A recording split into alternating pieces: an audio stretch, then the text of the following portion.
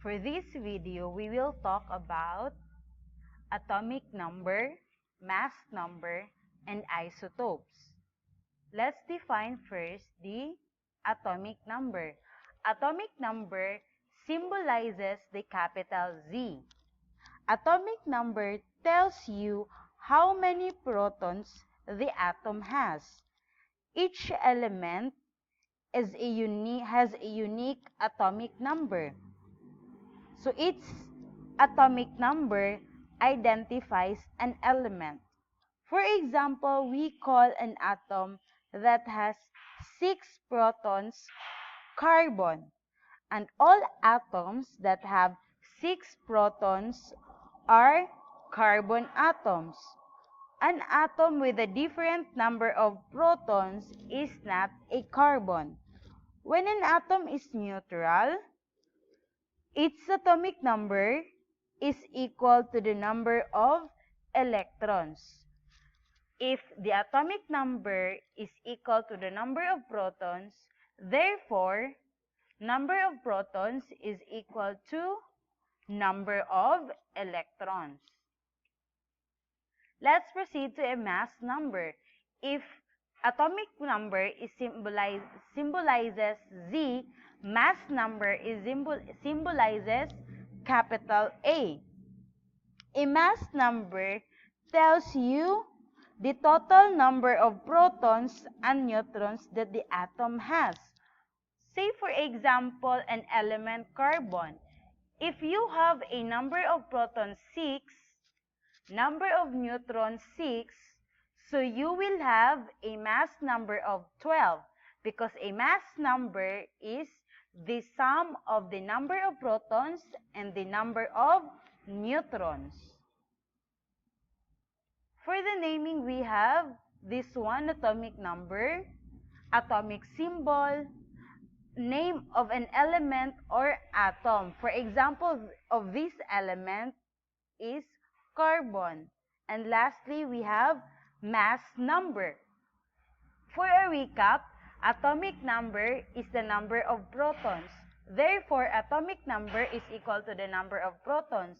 And number of protons is equal to a number of electrons. And for the mass number, it is a sum of the number of protons and neutrons in an element. Atoms of an element have a fixed number of protons, but can have different number of neutrons. Atoms that have the same number of protons, but different number of neutrons are called isotopes. For example, the hydrogen has a 1 proton in its nucleus, with 1 neutron in its nucleus. It is still hydrogen, since its atomic number is still the same, but its mass number becomes 2 instead of 1. A hydrogen atom with 1 proton and 1 neutron in its nucleus is called deuterium.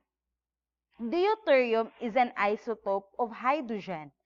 Another isotope of hydrogen is tritium, which has 2 neutrons and 1 proton. One of the postulates of Dalton's atomic theory states that all atoms of the same element have the same properties, and one of them is a mass. Isotopes of an element would have different masses. So, how do we compute for the atomic mass of an element? Isotopes are present in uniform quantities. Thus, when we conduct experiments, we use all the isotopes of that element. Because all isotopes are involved, then we have to account for all their masses. We should also consider how much of each isotope is being used up in the experiment.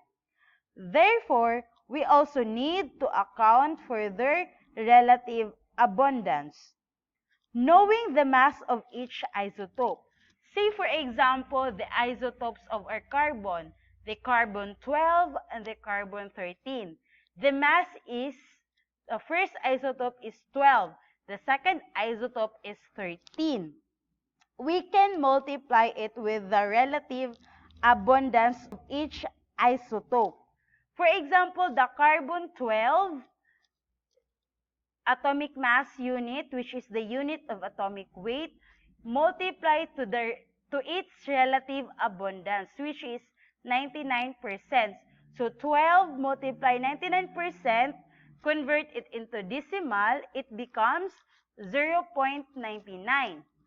Plus the second isotope, its atomic mass is 13 atomic mass unit multiplied to its relative abundance, which is 1%, convert it into decimal, that results to 0.01. Now, 12 times 0.99, that becomes 11.88 atomic mass unit, plus 13 times 0.01, that results to 0.13 atomic mass unit. Just add the results, 11.88 plus 0.13, that becomes 12.01 atomic mass unit. Don't forget to put the unit. And that is the average atomic mass of an element, carbon. That would be all. Thank you for watching.